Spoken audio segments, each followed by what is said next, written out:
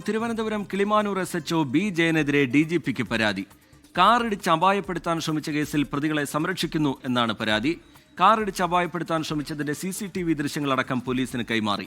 പണം വാങ്ങി case ഒത്തുതീർപ്പാക്കാനാണ് police ശ്രമിച്ചത് എന്ന് പരാതിയിൽ പറയുന്നുണ്ട്. പരാതി പിൻവലിക്കാൻ പോലീസ് ഭീഷണിപ്പെടുത്തിയെന്നും ഈ പരാതിയിലുണ്ട്. 24 പ്രൈം ടൈം ബ്രേക്കിംഗ്.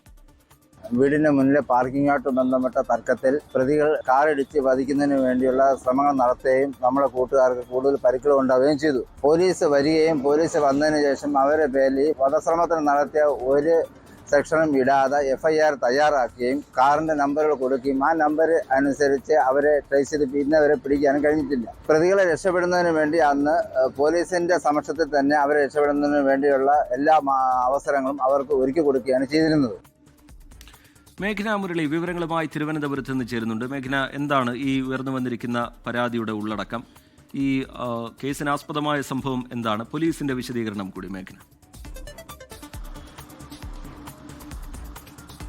കിളിമാനൂരിൽ പാറശാല SHOയുടെ വാഹനമിടിച്ച് വയോധികൻ മരിച്ച സംഭവത്തിലെ അന്വേഷണത്തിൽ കിളിമാനൂർ SHOയ്ക്ക് വീഴ്ചയുണ്ടായിരുന്നു എന്നുള്ളൊരു സ്പെഷ്യൽ ബ്രാഞ്ച് റിപ്പോർട്ട് ഉണ്ടായിരുന്നു. അതിന്റെ തുടർച്ചയായാണ് വീണ്ടും കിളിമാനൂർ SHO ആയിട്ടുള്ള ബി ജയനെതിരെ ആരോപണങ്ങളും അതുപോലെ തന്നെ DGPക്ക് പരാതിയും വരുന്നത്. അതിൽ ഈ ഒരു സംഭവത്തിന്റെ പശ്ചാത്തലം എന്ന് പറയുന്നത് ഈ മാസം സെപ്റ്റംബർ 10 ഒരു അപകടമുണ്ടാകുന്നു. ഒരു കാറിടിച്ച് യുവാക്കളെ അപായപ്പെടുത്താൻ ശ്രമിച്ചു എന്ന് പറയുന്ന ഒരു പരാതി ഉണ്ടാകുന്നു. ആ പരാതിയാണ് തുടക്കം. ശേഷം ഈ CCTV ദൃശ്യങ്ങളടക്കം അതിന്റെ പുറത്തു വരികയും അത് വാർത്ത നൽകുകയും ചെയ്തതാണ്. ആ CCTV ദൃശ്യങ്ങളിലടക്കം ഈ കാറിലെത്തിയ യുവാക്കൾ ഈ പ്രദേശവാസികളായിട്ടുള്ള ആളുകളെ ഇടിച്ച് പരിക്കേൽപ്പിക്കുന്നതും അത് അപായപ്പെടുത്താൻ ശ്രമിക്കുന്നതും ഒക്കെ ദൃശ്യങ്ങളിലുണ്ട്.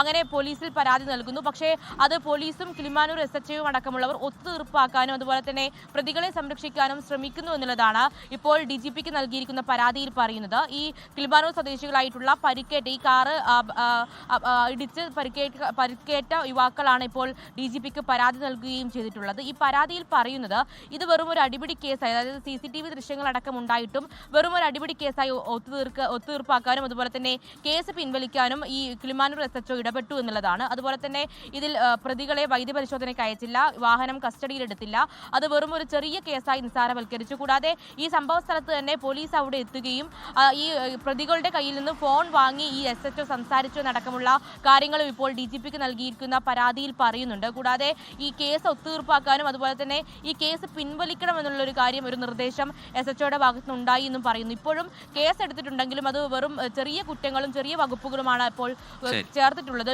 വധശ്രമത്തിനടക്കം കേസെടുക്കാനുള്ള ഒരു സാഹചര്യം ഉണ്ടായിട്ടും അത് SHO ചെയ്തില്ല എന്നടക്കമുള്ള പരാതികളാണ് ഇപ്പോൾ DGPക്ക് നൽകിയിരിക്കുന്ന പരാതിയിൽ പറയുന്നത്. ഇനി അതിൽ എന്ത് നടപടി ഉണ്ടാകും? കൂടാതെ ഇപ്പോൾ SHOയുടെ ഭാഗത്തുനിന്നുള്ള ഒരു വിശദീകരണം നമുക്ക് ലഭ്യമായിട്ടില്ല, അതുകൂടി ലഭ്യമാകേണ്ടതുണ്ട്. എന്തായാലും ഇപ്പോൾ യുവാക്കൾ കിളിമാനൂർ സ്വദേശിയായിട്ടുള്ള വിനോദ് അതുപോലെ തന്നെ അവരുടെ സുഹൃത്തുക്കൾ ഇവർക്കാണ് അന്ന് സെപ്റ്റംബർ 10 കാറിടിച്ച് അപായപ്പെടുത്താൻ ശ്രമിച്ചതിലൂടെ പരുക്കേറ്റത്. അവരാണിപ്പോൾ DGPക്ക് പരാതി നൽകിയിരിക്കുന്നത്. അതിൽ ഈ തിരുവനന്തപുരത്ത് നിന്ന് വിവരങ്ങൾ പങ്കുവെക്കുകയാണ്. കിളിമാനൂർ SHO ബി ജയനെതിരെയാണ് പരാതി ഉയർന്നു വന്നിരിക്കുന്നത്. ഈ പണം വാങ്ങി കേസ് ഒത്തുതീർപ്പാക്കാൻ ശ്രമിച്ചു എന്നടക്കമാണ് ഈ DGPക്ക് മുമ്പിലേക്ക് എത്തിയിരിക്കുന്ന പരാതിയുടെ ഉള്ളടക്കം.